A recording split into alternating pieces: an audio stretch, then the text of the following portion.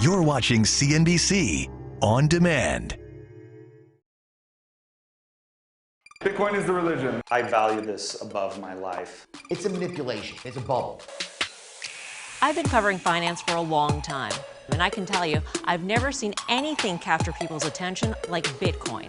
Ooh, crypto. Bitcoin makes the champagne flow. Everyone from CEOs to waiters started asking me all about it. So I decided to take a deep dive into the world of cryptocurrencies. And let me tell you, it's been one strange trip. Bitcoin, that's my currency. The most important invention of humankind. Because it had to be that way. Get the f*** out of here. Can you buy a hitman? Anything you can think of. For those of you that have never hired an escort, what are you waiting for? You're afraid of being kidnapped.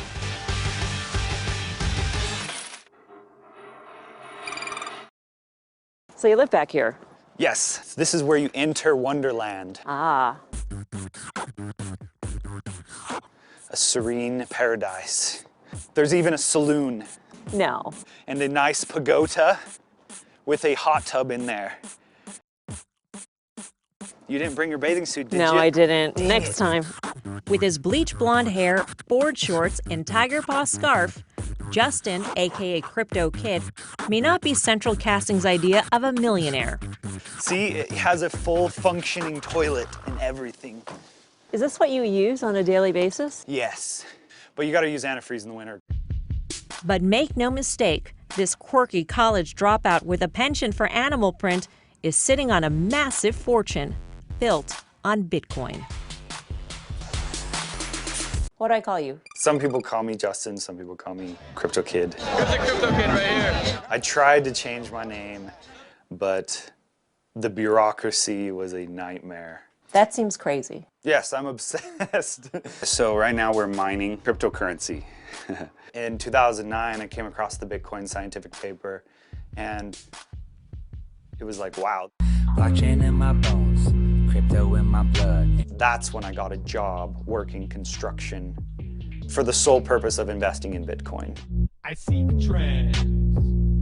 I got a killer streak, man. Crypto Kid doesn't want to advertise exactly how much he's made, but let's put it this way. If he'd invested just $100 in Bitcoin in 2011, his return would be in the millions. And he's not alone. BTC trader, coin curator. There's a growing class of crypto millionaires who either by luck or foresight invested in Bitcoin early and are now reaping the benefits of its stratospheric success. This market's 24/7 and I'm right on time. Got an ROI so nasty that it's probably a crime. Now, before we go any further, we should probably explain what Bitcoin is. And I'm going to give you the version I tell people at cocktail parties, since it can get kind of wonky. Thank you. Bitcoin is a digital or cryptocurrency. The big thing you need to know, it's not tied to any banks or governments. It runs on a technology called blockchain. Every time a Bitcoin is bought or sold, it's recorded on the blockchain for everyone to see. So theoretically, it's incorruptible and self-regulating. It also allows you to move Bitcoin anywhere in the world instantly. That means on the blockchain, Zimbabwe to Ukraine. A few other fun facts. 1. Bitcoin was introduced in 2009 by a person called Satoshi Nakamoto. To this day, no one knows who Satoshi is. 2. Each Bitcoin has to be mined before it can hit the open market. It's a technical process you don't need to understand to invest or enjoy this documentary, so don't worry about it. And 3, there are about 1,500 altcoins, or other cryptocurrencies, like Ethereum and Litecoin. But Bitcoin was the first, and it's seen the craziest growth. Hence the global mania, which we'll get back to right now. How much money can you make in a day? Let's play, I got that crypto. Who's heard of Bitcoin? Bitcoins are having a moment. But he's not going to pay us in Bitcoin, is he? No, he's got cash. Bitcoins. Bitcoins. A lot of people had the FOMO. What I think all the kids are calling FOMO. You have that fear of missing out. FOMO? Yes, you're getting the lingo. I know, I'm love getting it. the lingo, right? Yes, FOMO.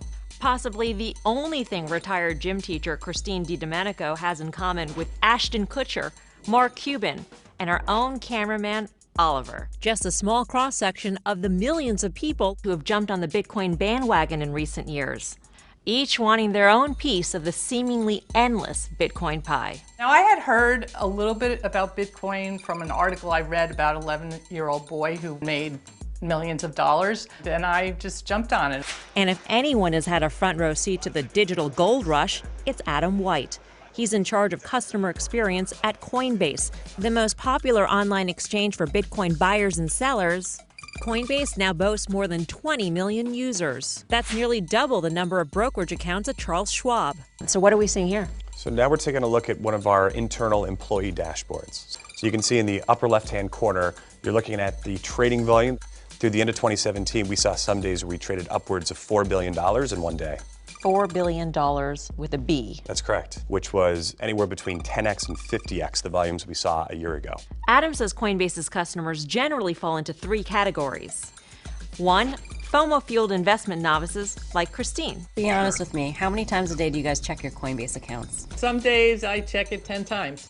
2, institutional investors looking to make quick but significant bucks. The active day traders, right? And 3, you know HODL, right? Yeah, the HODL community is very strong. Is that what you've done with your own cryptocurrency? I'm a HODLer.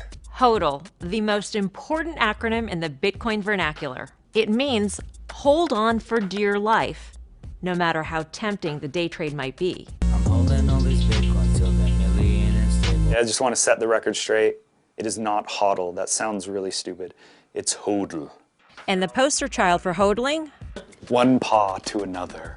You guessed it. You buy on the dip and hodl. Okay. Do you have to use that intonation with a deep, low voice at the end? Unlike other Bitcoin millionaires who've cashed in their staggering returns for Lambos and yachts, we call traders traders. Crypto Kid keeps his paws off his windfall altogether, believing the price of Bitcoin will skyrocket in the years to come and eventually replace traditional currency. Everybody thinks they're a genius because they put in $100 and it went up to $1,000. You may have just got lucky. If you can hold on to that $1,000 or make it grow for the next 10 years, then you're a genius. In fact, Justin hodls so hard, he's even found a way to avoid rent. I sold all of my stuff, moved into the most frugal living environment I could. A treehouse. Yeah. There it is. Home. Sweet home. You actually live inside there. On a day like today, snowstorm going on. Yeah, have some Bitcoin mining rigs to show you. It keeps it heated. But to get into the treehouse, Jump you up really on jump the deck. to the deck? This is how you get to the treehouse. Wow. I opted for the old-fashioned way. Ow. Yes, there's lots of hard surfaces to hit your head on, so you have to be very gentle like a sloth. Do you really do this every day? Well, the tramp's a lot easier if you get the hang of it. Okay, so show me around. Yeah, so here I have my kitchen area, the living room. You can sit down if you care. The library. It doesn't seem like a real easy way to live. Why do you live like this? I'm not paying rent, you know?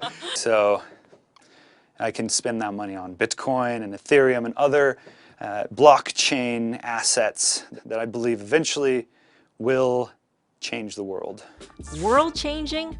It's a vision that may sound as lofty as Crypto Kid's treehouse. It's also one that some of the most respected players in finance agree with. Bitcoin and the underlying technology is here to stay. This is a global payment system that is the future. Peter Thiel's firm is placing a big bet on Bitcoin. So you're even wearing your Bitcoin tie today? Absolutely. Tim Draper, billionaire backer of companies like Tesla and Skype, is one of the countless venture capitalists now putting their faith and their money in Bitcoin. This is really one of the great times in the history of the world. In the history of the world? I know in my heart and soul that Bitcoin is going to be the currency we all use. GDP ain't a thing to me.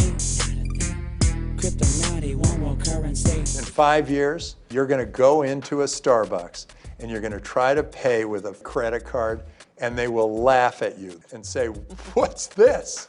Already, big businesses like Microsoft and Overstock.com have begun accepting Bitcoin as payment. You can buy Bitcoin at your local bodega ATM, even purchase a mansion with it. It's a matter of time before Bitcoin takes over the real estate market. The change is happening. The change is happening. It's just a matter of time. And like the internet boom before it, the Bitcoin gold rush is also attracting swarms of entrepreneurs. Coin Nation, we got tokens of every flavor. At the BTC conference in Miami, Florida, one of the countless Bitcoin conferences held around the world, we found everything from crypto security services to crypto gambling and virtual reality platforms. How can you not have the cryptocurrency bug right now? One startup is even applying crypto to the oldest profession in the world. And I'm feeling a little frisky.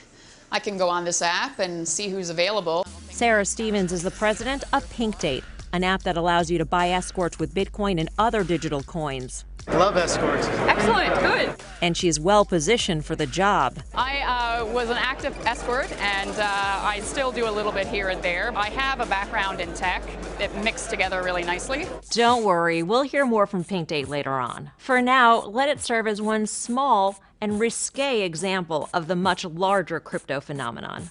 One that some call a fad, and others call a revolution. You're talking about taking down governments, which is really the backbone of society as we know it. I'm not here to be popular. I'm here to speak the truth. Yes, like all coins, cryptocurrency has a flip side. This is a great enabler for criminals. It's the Wild West. Train robberies are cool again. And the stakes of this coin toss couldn't be higher. I was a scammer, I was. And it's exactly what's happening with Bitcoin. Bitcoin, it's been in the news a lot lately, and there's still quite a few people who don't understand what it is. Well, luckily, I saw this commercial last night that explains what Bitcoin is and how it works. Take a look. And how do you keep track of these things' values? Just check the internet. So far today, its value has gone up $1,000, and now it's down $800, and now it's up $500. Sounds like you can't lose. Now it's down to $3. Easy come, easy go. Ah, yes, the Bitcoin roller coaster. Prices can fluctuate up to 70% in one day. Fodder for late-night comics and even popular TV shows. Bitcoin is very volatile. Bitcoin is really volatile today. Billionaire Steve Wozniak once said he sold most of his Bitcoin because he didn't have the stomach for it. We just got rid of it. But there's a staunch class of Bitcoin bulls in it for the long haul. And they say Bitcoin's value goes far beyond ROIs. Bitcoin is the religion. I value this above my life. This is fundamentally one of the most important inventions in the entire history of humankind. So what is it about Bitcoin that elicits such fervor? If you believe in God, He architected it that way because it had to be that way. The way you speak about it is very adamant, like you're talking about religion. More like revolution. Yes, revolution. Because Bitcoin isn't tied to any banks or governments, crypto purists see it as a way to eliminate centralized powers altogether, a revolt against the status quo. You're talking about taking down governments, displacing governments, which is really the backbone of society as we know it. The blockchain is economic freedom on steroids. I think it will topple empires and it will create a new empire, and not a bad empire, more of a renaissance. And if you think that's radical, well, Government is organized coercion. you haven't met Roger Ver. I'm not here to be popular. I'm here to speak the truth. Ver was one of Bitcoin's first major investors and outspoken evangelists, earning him the nickname Bitcoin Jesus. The first time I heard about it, I literally had to call my friend and ask him to drive me to the hospital. And they gave me some sort of a sedative to help me calm down. And while he's made waves recently in the Bitcoin community, his extreme views remain gospel for crypto believers. Bitcoin allows money to instantly be teleported anywhere around the world without needing permission from a bank or government. That's a wonderfully liberating thing for all of humankind. You sound anti-government. I'm pro-peace. I think all human interactions should be on a voluntary basis. It's the difference between working for a living or being a slave. Yet when government goes around and forces everybody to buy their health care, or if they print all this money and then they use it to fund wars all over the world, people just turn a blind eye to it. I want absolutely nothing to do with it. And I see Bitcoin as a way to bring that sort of thing to an end. In fact, Ver was so disillusioned with the U.S. government, he renounced his citizenship in 2014 and moved abroad, which is why we had to interview him from his hotel room via webcam. Still, his message came through loud and clear. I would like to be able to see all people in every country on the planet be able to disconnect from any system that's not voluntary. A push against centralization, power to the many? It's no wonder the Bitcoin movement has often been compared to Occupy Wall Street. The headline-grabbing rallies that called for an end to big banks and vilified the alleged concentration of wealth among the so-called 1%. WikiLeaks founder Julian Assange even said Bitcoin is the real Occupy Wall Street. But there's a plot twist. Most of the cryptocurrency, just like money, the top 1% controls 99% of it. If they decided to liquidate their holdings in one day, it would drop the value of Bitcoin to next to nothing. And there's no type of regulation stopping them at the moment from doing that. In fact, unlike the stock market, in crypto there's no regulation against any kind of price tampering. It is, after all, decentralized. Market manipulation and the internal exchange manipulation is a problem. Manipulation of crypto prices is virtually impossible to prove, but we did consult an expert, so to speak.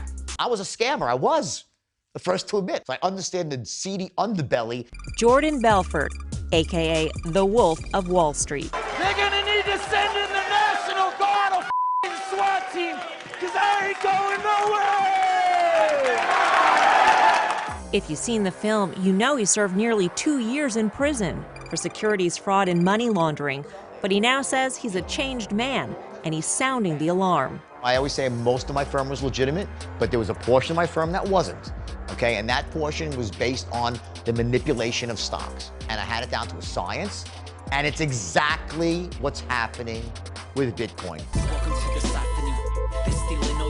There's two things that dictate manipulation.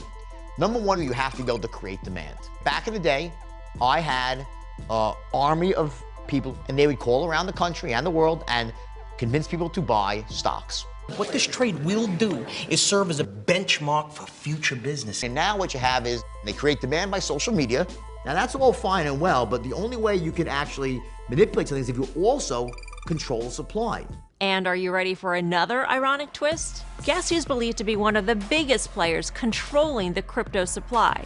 I know, Roger, that when you come on CNBC, we get a lot of hate tweets. None other than Mr. Decentralization himself, Roger Ver.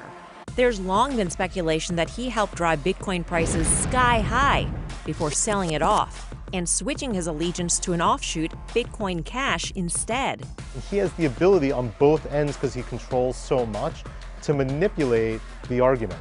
It's something much of the Twitterverse seems to agree with. They've called you a fraud. You manipulate language, media, and exchanges for unsavory personal profit, and you're a pump and dumper. So I suppose you can say that I'm the original pumper of Bitcoin. I was the first person in the entire world to get involved in it. And all those other allocations are absolutely baseless. They love to call me a fraudster and a con artist and this and that. I've never done anything of the sort. And if you have evidence of that, I invite it to be made publicly. We don't even know how bad it really is. For the average person who's really, with a good heart, who walks in saying, I do it because I believe in it, in the long-term thing, just run. Of course, our crypto evangelists aren't giving up that easily. People say, are you going to sell your Bitcoin? And I say, into what? Coming up, what some call the most promising argument for Bitcoin's future. And it might lie in the last place you'd expect. The question is, do you want to be on the right side of history or the wrong side of history? Plus, more on Pink Date. Escorts? So it's for hookers, they use for hookers?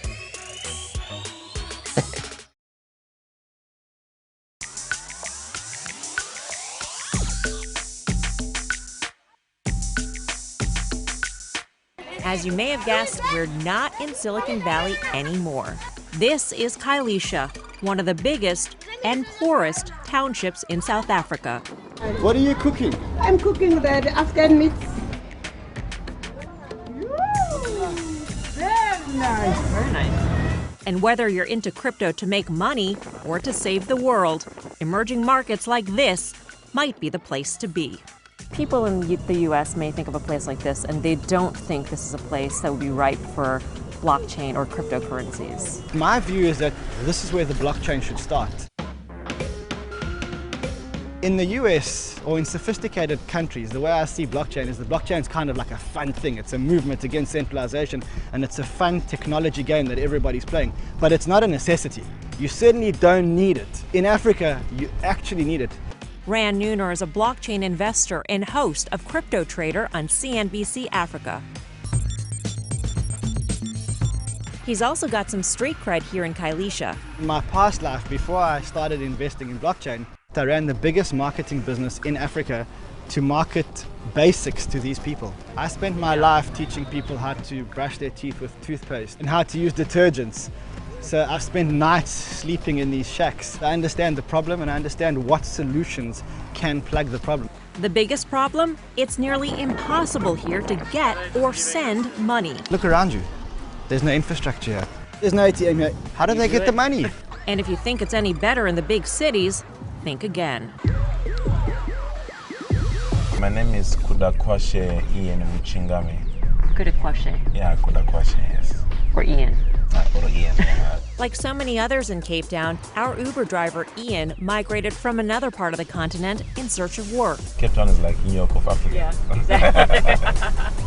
And everybody's got family back home. Yeah, yeah. And they send money back. They definitely send money back. Ian included. He's got a mother and brother back in Zimbabwe, but sending them money, far from easy. And you can't transfer money with the bank? It takes days or weeks.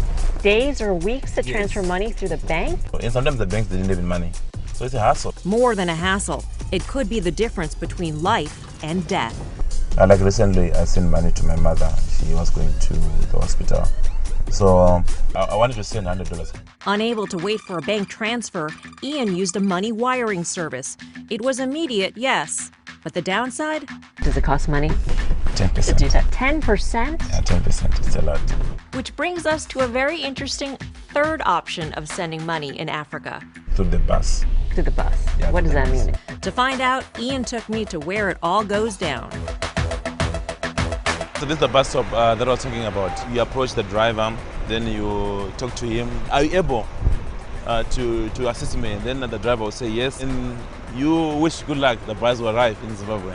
And then I hand him the money, and that's the agreement. That's the agreement, it's yes. Just a verbal It's a verbal agreement, yes. And you hope that he takes the money to where you want it to go. Yes, that's true, that's true. And from there, well, things get a little dicey. And if the bus gets a flat tire...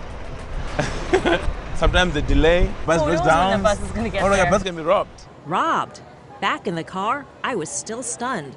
Yeah. It seems kind of crazy to go to a bus and hand over your hard-earned money to him and say, please bring this to my family. I trust you.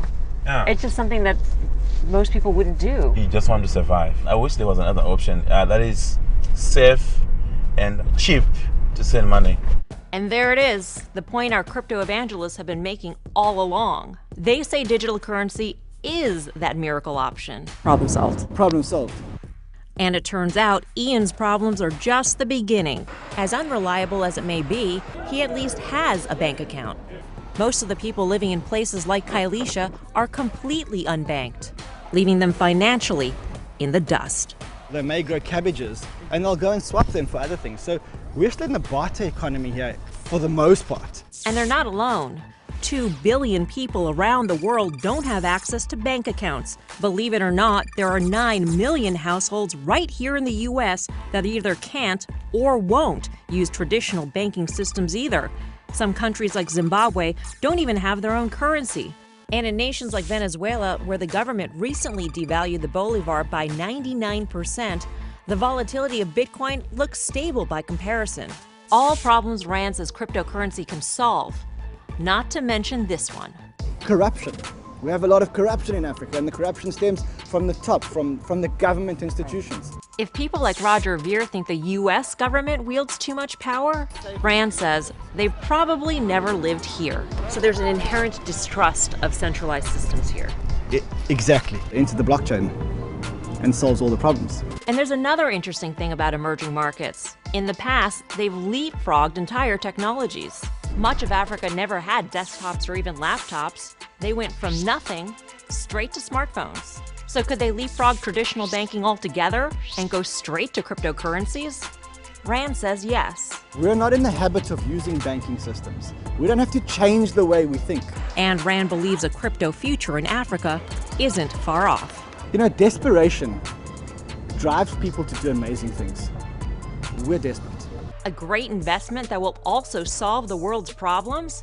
Sign me up, right? If only it were that easy. Coming up, from crashes to crime, why critics say Bitcoin investors are playing with fire. I really believe in less than a year, it's going to evaporate like a mirage. A lot of really honest people who are going to get slaughtered.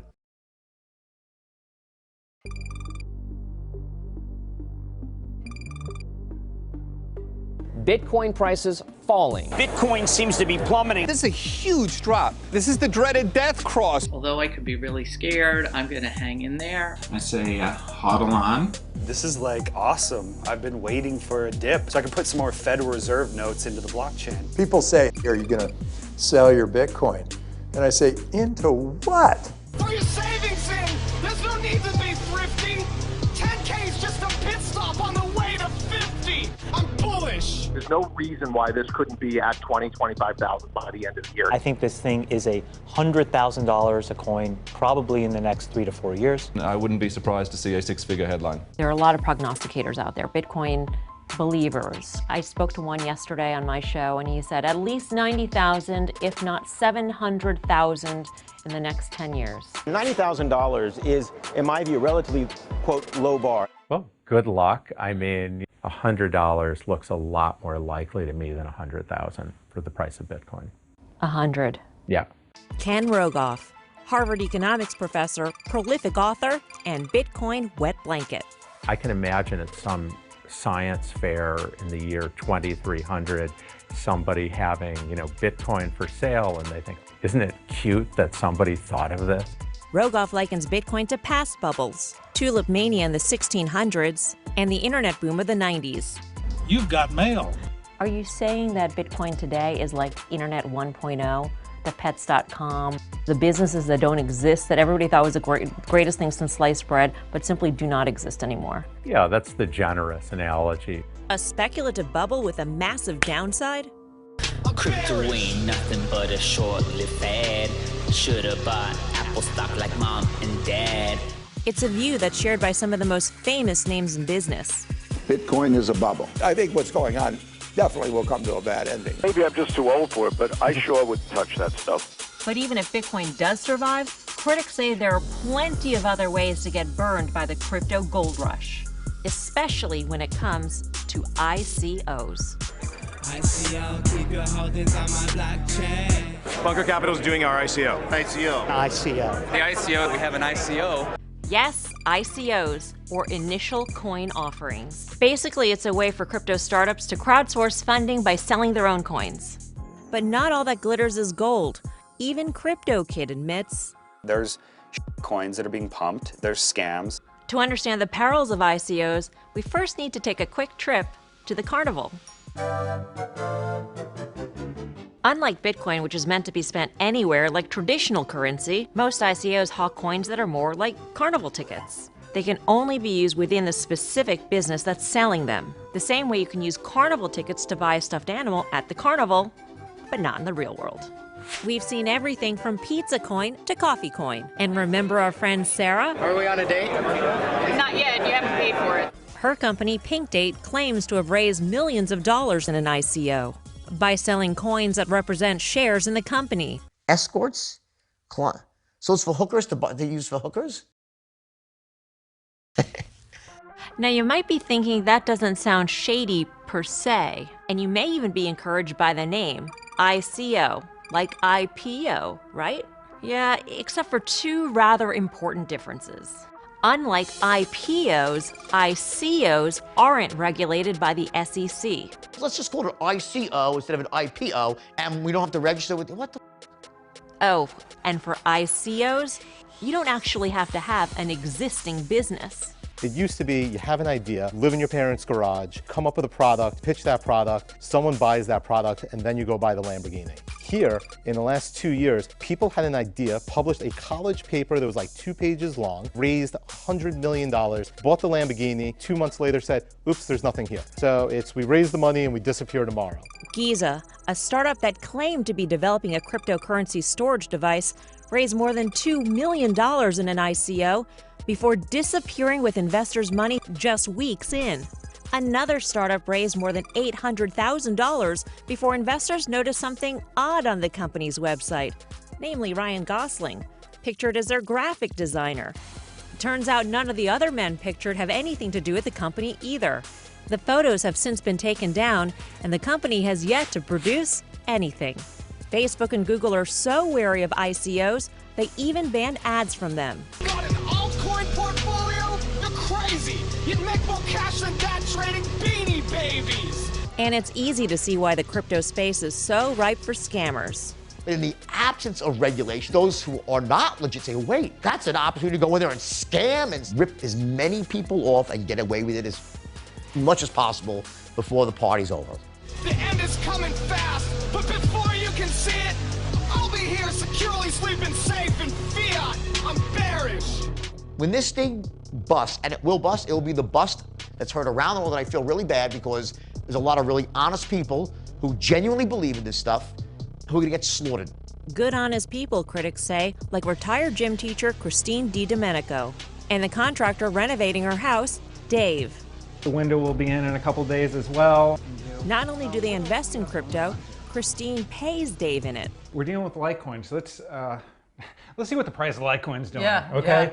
They even hold online meetups together with other retail investors across the country. What's the profile of the person who joins? It's really such a grassroots type movement because, you know, these are like normal people like me. There's no fear that someday this group here assembled will be sort of a help group. Recovering crypto traders. Coming up, think losing your savings is bad? How about losing your life? There's a real threat. What happens if somebody kidnaps you and they say, we want X number of Bitcoin? Do they get away? Are they not traceable anymore? I'm not going to answer that. Because the answer is yes. The crime-fueled world of cryptocurrency and why it may derail the movement altogether. So talk to me about who you see the threat is in terms of your safety. Who are you guys afraid of? Security through obscurity, so I can't talk about it. Okay. Justin, aka Crypto Kid. Throughout our filming of this doc, he barely stopped talking and joking around. Until we broached the topic of his own personal safety. There is a real threat. Are you afraid of being hacked? Do you think you're a target because people think you're a millionaire? Because you're talking about disrupting governments? All of the above. In fact, he wouldn't allow us to use his last name or reveal where he lives, out of fear, he says, of being kidnapped. What happens if somebody kidnaps you and they say, we want X number of Bitcoin, and they're given that cryptocurrency? Do they get away? Are they not traceable anymore? I'm not going to answer that. Because the answer is yes. It's a fear that may be justified. This past December, the CEO of cryptocurrency exchange Exmo Finance was kidnapped while leaving his office in Kiev and was only released after paying $1 million ransom in Bitcoin. A month earlier in New York, another man was kidnapped at gunpoint for $1.8 million worth of Ethereum. And that's just the tip of a very dark crypto iceberg.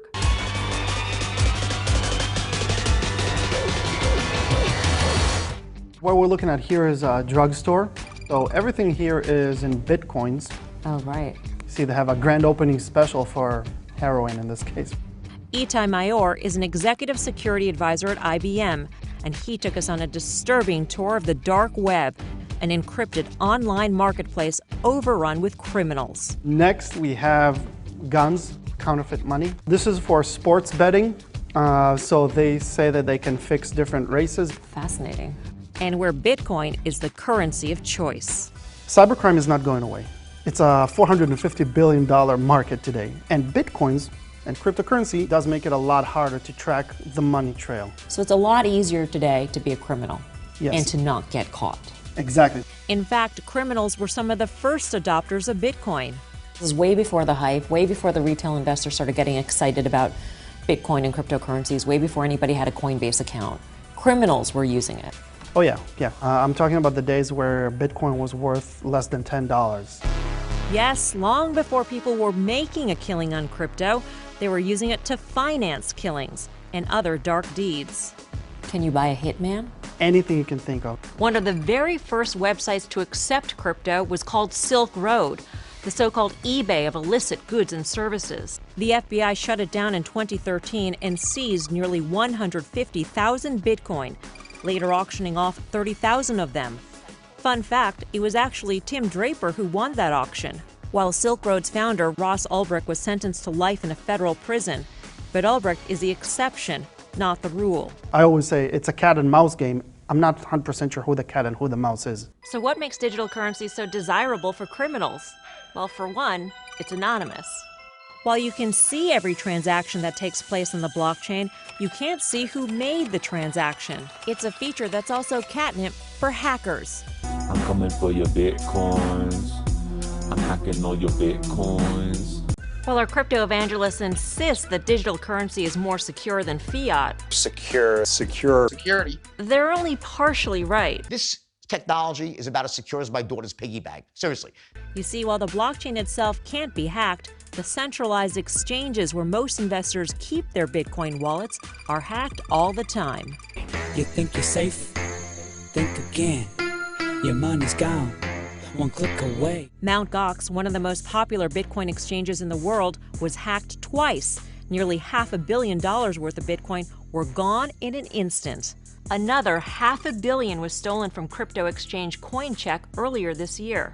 And the hackers in both cases have never been caught. Suddenly you have an asset class where 1/3 of the asset just went missing and you can't get it back. And that decentralization that crypto evangelists love, total independence from banks and governments, not so great, critics say, when things go wrong. Because Satoshi doesn't exist, there's no one in Bitcoin to hold accountable. Everyone's an anarchist until they lose their money, and now they all want their money back. Oh Lordy, please save me. I need these Bitcoins to feed my baby. Now, shady masked hackers and cyber criminals shrouded behind their computer screens are one thing, but what if I told you that some crypto startups are brazenly breaking the law and publicly touting dark web and crypto technologies as the way to do it? For those of you that have never hired an escort in your life, what are you waiting for? Yes, good old Sarah from Pink Date. The company's white paper posted prominently on their website says, quote, "In some areas, the Pink Date business model might be considered illegal. That's why we have been structured as an anonymously operated team, using distributed and encrypted servers in remote locations with hidden databases." It goes on to emphasize its, quote, "ability to accept payments in cryptocurrency, improving privacy and reducing scrutiny on transactions. This anonymous and distributed way of working," they say, "guarantees that Pink Date can continue to operate without any interference and can therefore generate outsized profits for years to come." Red flags. Turns out Sarah was the only public figure from the company. She told us the creator of the company was an anonymous person named Brad. And unsurprisingly, Sarah Stevens wasn't even her real name. It also wasn't surprising to us when she emailed our producer months after we met her, demanding that we not use any of the footage. Coming up, our cast of crypto characters tell us where they think Bitcoin is headed. And the one thing they all agree can make or break its future. I'm just going to give you a word and you just go. Cryptocurrency. It's so ludicrous that you're like, what the f? Whether it's the fraud. He would know, right? I'm going to live on Bitcoin for you, okay, right? To live out of a box and buy one frickin' thing of Cracker Jacks. Blah, blah, blah, blah, blah. I guess if Terminator 2 happens, then yeah, maybe there'll be a cryptocurrency in the wake of the ashes. Cryptocurrency. It's a subject of hot debate. But there is something just about all bulls and bears seem to agree on, that Bitcoin's fate will likely come down to one deciding factor. Regulations. Regulation. Regulation. Regulations. Regulation. As it stands today, the U.S. government has taken a relatively mild stance toward cryptocurrency. promising to go after scams, but not digital currency itself. We must make good policy choices and put in place sound regulatory frameworks to reduce risks for consumers. But what may be the ultimate slap in the face to the anti-establishment crowd? Crypto critics say a government crackdown is inevitable. Let's just give it all up to the anarchists. Let them control the money supply. No fucking way. And will ultimately derail the movement altogether. Bitcoin is dead. And here's the point. It's very simple. The entire world, society itself, has all been based around the money supply. I mean, wars have been started for a lot less than this. But because a few millennials now, they'd rather be in a virtual world, all of a sudden this new Bitcoin that's been around for 4 hours is going to replace, get the fuck out of here. Professor Rogoff agrees, although in slightly more scholarly terms. But, in the long run, you have to collect taxes. If we have a war, we have to figure it out somehow of how we're going to pay for it. Not surprisingly, our crypto evangelists say regulating cryptocurrencies would be a disaster. A heavy hand in government right now is going to lose some of the most innovative entrepreneurs and technologies in the world. Anybody who's crying for government intervention or regulation in this space doesn't really understand what this is about. This is a self-regulating tribe. Now, are you ready for the surprise ending to our story? Turns out our naysayers actually believe that blockchain and cryptocurrencies are here to stay. But definitely not in the way true Bitcoin believers hope for. The governments are going to crack down, stop it, and the government will issue it. And if you look at the history of money, that's what governments do. The private sector invents things, the government eventually regulates and appropriates. Now, of course, it's Bitcoin evangelists say, well, you can't stop us. I think it's too late. Guess again. I mean, the government makes the rules. Still, Rogoff and others concede that it may take years for that crackdown to come, potentially leaving plenty of time to make money before the Bitcoin gold rush implodes. I think the authorities, and I've heard some of them say this, is, why move in and kill it now? They're developing all these ideas. We'll do that later. As for the rest of our crew, since speaking with us, Tim Draper has doubled down on his Bitcoin prediction. 250K by 2022. You heard it here first. It's gonna happen. Now, Mike. Christine and Dave are hodling as well, and their kitchen reno is coming along nicely. Oh, and the wolf? He's now a huge Bitcoin supporter. Just kidding. He still hates it. I mean, the whole thing is so stupid. These kids have gotten themselves so brainwashed. But we'll give the last word to Crypto Kid, who's still shouting the crypto gospel from the treetops. I think we're just getting started. I can't even fathom why people don't listen to this message. Could it be the tiger paws? Maybe. I don't know.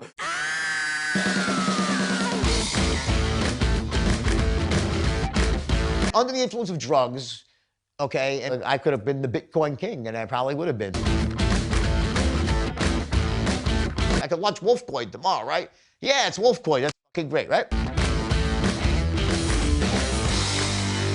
The whole thing is so preposterous. It's like double talk out of one side of your mouth. Is it making sense to you guys, by the way?